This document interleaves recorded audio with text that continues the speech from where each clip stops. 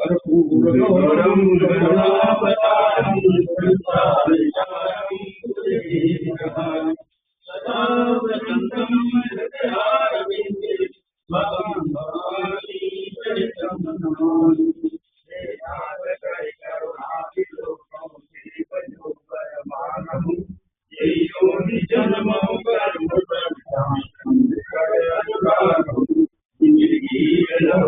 शक्ति से जितने जगत सारा रचा, दया की दृष्टि से खाली नहीं कोई बचा।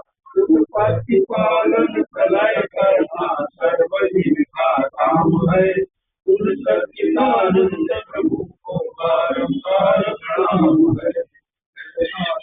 आश्रम के वासी अविनाशी यही सुनियो, सेवक जान सदा चरण को आपन ज्ञान चरण मुलियो। दुर्लभ है सदा काल के चरणों की धूल, विष्णु और विरंची आदि मस्तक नवाए हैं। होकर शैल विश्वनाथ होकर बसंत में रहाए हैं।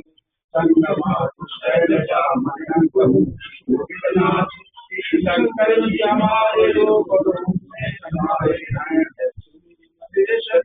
कर जोड़ी विनती सुनो सदा शिव गोरी, आशुतोष तुम आरती हरौ